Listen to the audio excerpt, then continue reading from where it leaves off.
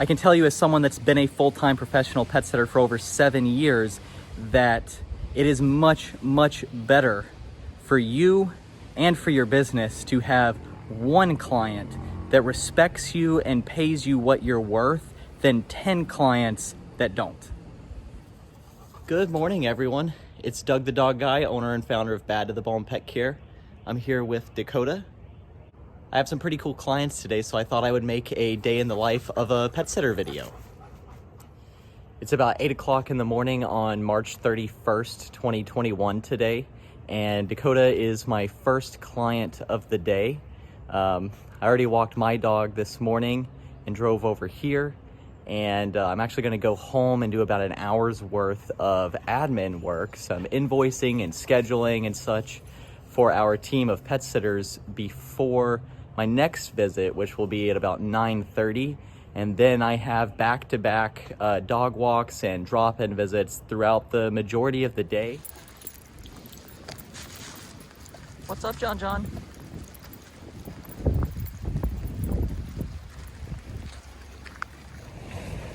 All right, so it's about 10 o'clock in the morning and I am here with John. He is a little Chihuahua Jack Russell mix. And he's got an older mom that just can't take him out, so I come over just whenever I can during the day and give him a little 30-minute walk, a little bit of playtime and some potty. He's actually not my client. He is another pet sitter's client, and she's on vacation this week, so I'm covering John for her. That's one of the great things about having a team and connecting with other pet professionals in your areas. You can share clients. I mean, how great is that? Plus, when you get this as the view for your walk, I mean, can't beat it. Being a pet sitter in Florida is pretty cool.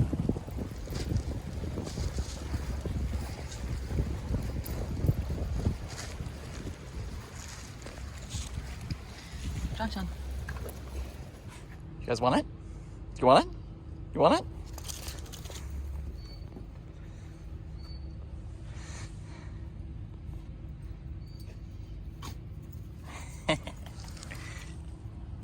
Teddy, bring it to me.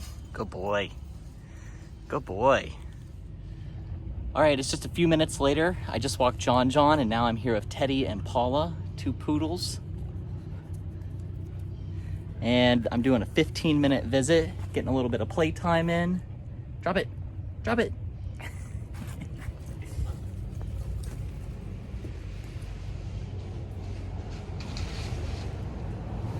Just letting them run around the yard some, go potty, and I'll do another visit here later this afternoon. Maybe take them for a little walk or some more playtime.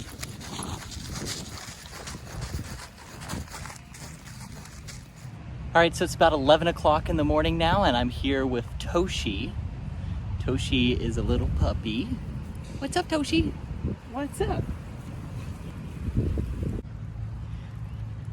What's up, Toshi? What's up, Toshi? What you think? You having fun? Are you having fun? So I am doing a 30-minute visit with Toshi. Most of my clients do 30-minute visits, but I do occasionally do 15-minute visits or 60-minute visits. But for 30 minutes, I'm just gonna hang out with Toshi here in the park and run around, let her go potty. We'll get some fresh water and have some treats when we get back. And one thing we always do on all of our visits is take lots of photos. We take lots of notes just about what we did, how she did with other dogs and strangers and new situations since she's a puppy, and learning about the world.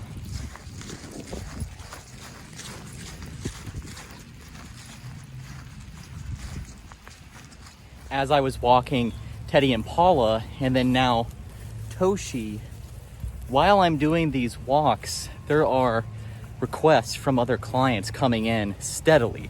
I just got 2 requests for drop-in visits within the last 5 minutes. So continuously all day long, as I'm out walking dogs and doing all of this, I'm in communication with dozens of clients, trying to schedule and make invoices on my phone when and where I can. I'm in contact with the entire team of pet sitters trying to get everything lined up and taken care of just on the fly as we're out doing these walks. Toshi wants to get in the water. She's thinking about it. She knows better though. And while I'm talking about scheduling, what I do is I never guarantee an exact arrival time.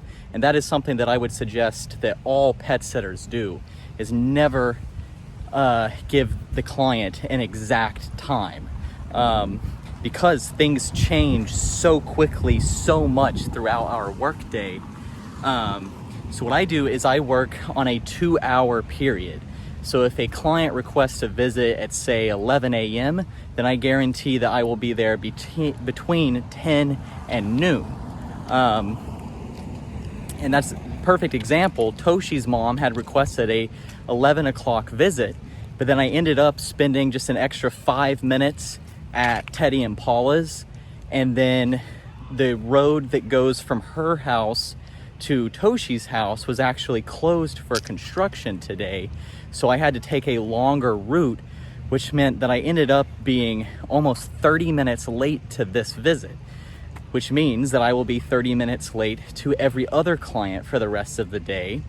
And let's say that happens one more time. Let's say one more road closure, or just spend a few extra minutes at one more client's house. That'll put me back even longer for the rest of the day. Lizzy, look at me. All right, I'm here walking Lizzy. I came straight here from Toshi. Lizzy is a little dog aggressive, and just iffy with anything new in her life. So I have to be a little extra careful walking her. All right, so Lizzy and I just got back from our walk, and her favorite treat is ice. So she runs to the freezer as soon as we get back from our walk every day, because she knows that I'm the Iceman. Sit. Good girl. Yes.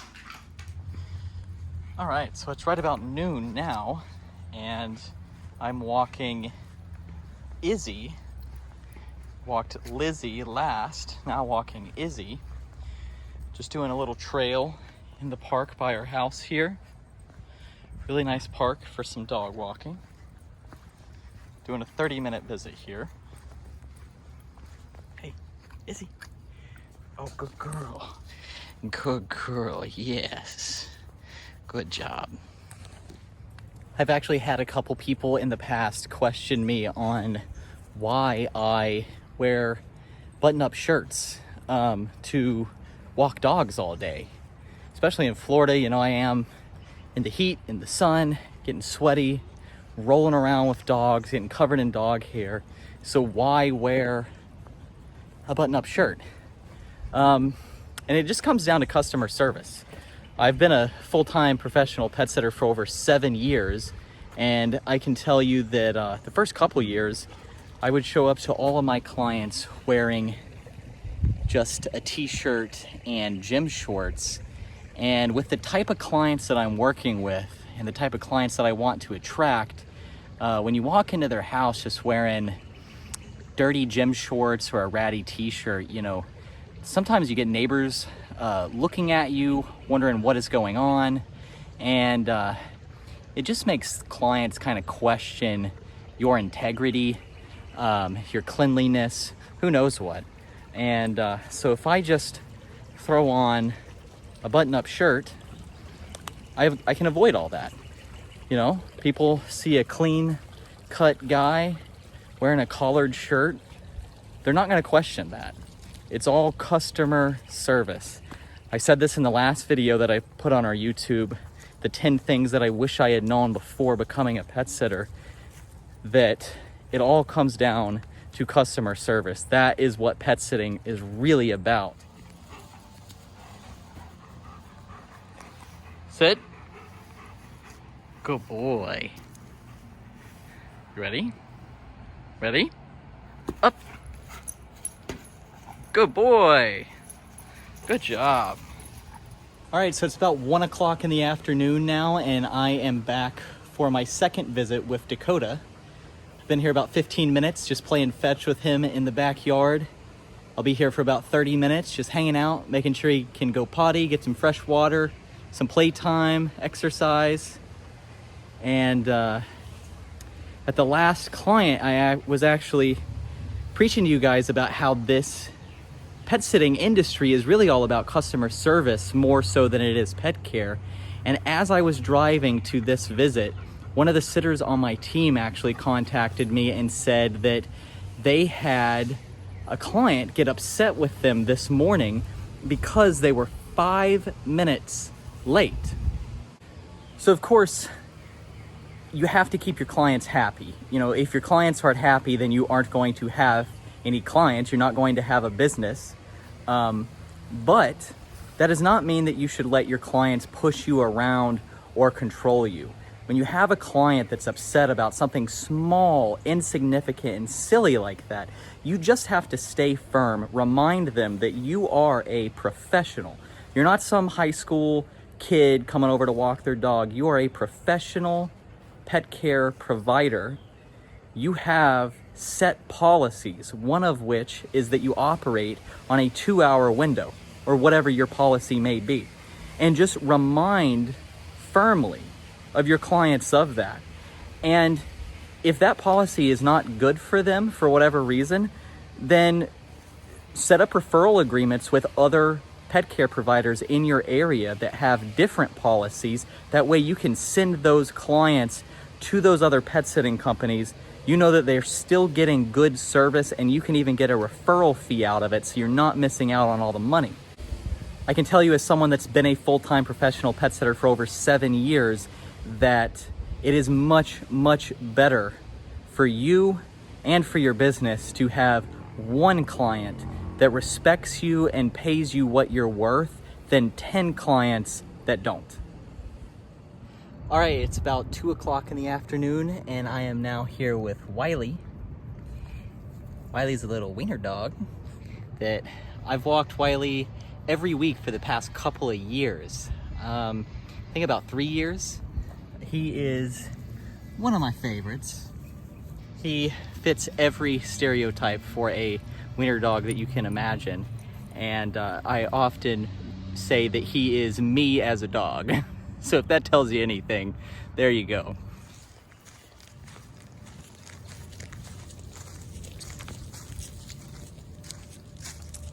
So as I was driving here to walk Wiley, I actually had another local pet sitter contact me and ask if I had any recommendations for local dog trainers, which of course I did. And this is one of the biggest pieces of advice I can give to other pet sitters and dog walkers is to become a resource for your clients.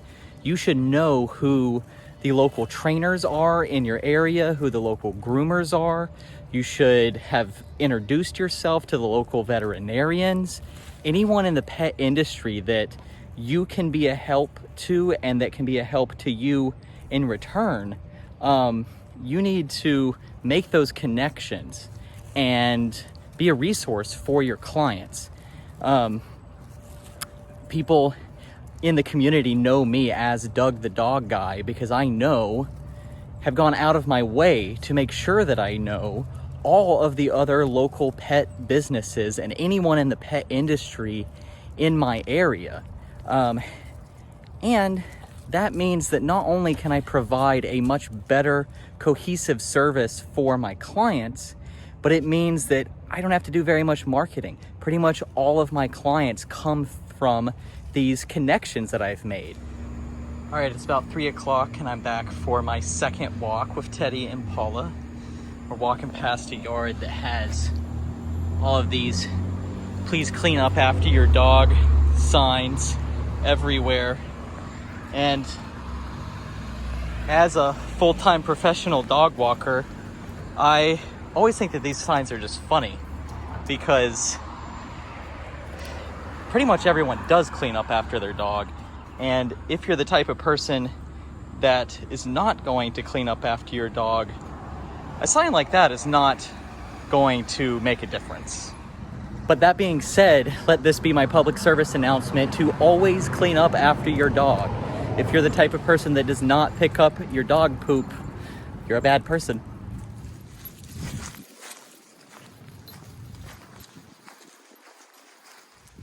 All right, so it's about 3:30 in the afternoon now, and I'm in the park with my dog, King.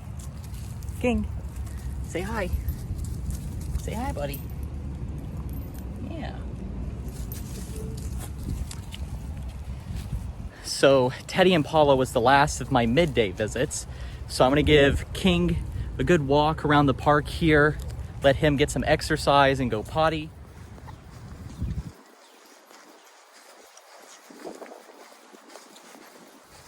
One question I've gotten a few times from other dog walkers and pet sitters is, what is the best way to stay fueled up while you're out in the heat, in the sun, walking dogs all day? And I can tell you, it can be a little daunting at first to be walking several miles at a time in the heat, but you get used to it. 7 years in, the heat doesn't even bother me. I'm just used to it. And it's really just all about keeping your body and your mind healthy.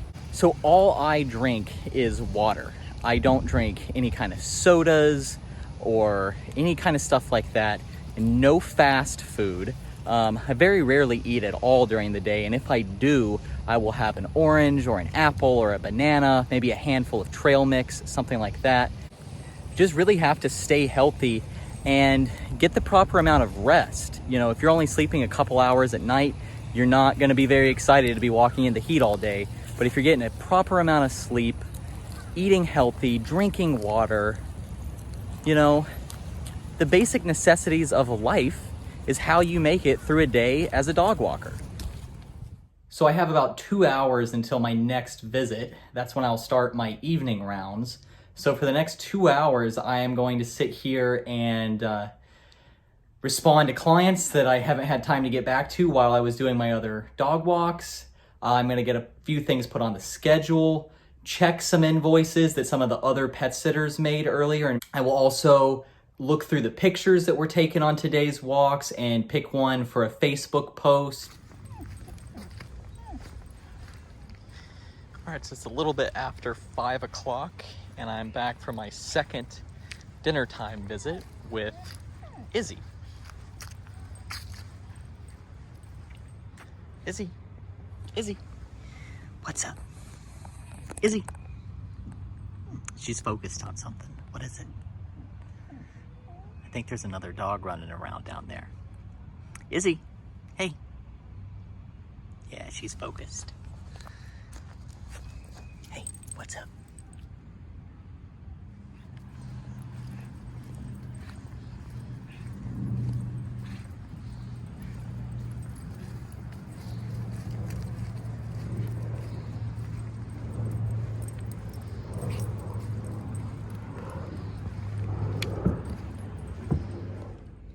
Okay, Miss Izzy is waiting patiently for her food. Wait. Good girl, okay. Good girl. One thing I do at every drop-in visit is refill the dog's water. And I always use filtered water, not tap water. Why? All kinds of weird, gross bacteria and stuff can grow in water really fast, especially here in Florida, for one. And for two, dogs like fresh water. Why wouldn't they? Sit. Good job. Good job. All right, it's about 6:30, and I just picked up Jameson and Millie from daycare and drove them home, and now they are eating dinner. And I just fed the cats at their house dinner also. All right, so it's a little after 7 p.m. and I am back with Dakota for his third and final visit for the day. And this will be the end of my drop-in visits for the day. By the time I get home and finishing up with scheduling and invoicing and stuff, that will make for a full 12-hour work day. Of course, some days I have more clients than other days, but today was a pretty typical day for a full-time professional pet sitter and dog walker. Wanted to throw in one more tip here at the end, and that is to always make sure you use key tags. All of your keys should be labeled, and use the good plastic tags, not those cheap paper tags. They'll fall off, they'll fall apart. Spend the extra 2 cents on a good plastic tag that will last you. And the most important thing is to never put the client's address on the key tag. All right, and that is my last tip for you pet sitters in today's video. I hope you guys have enjoyed joining me on my drop-in visits and my dog walks today. This is what it's like to be a full-time pet sitter. I'm Doug the Dog Guy from Bad to the Bone Pet Care.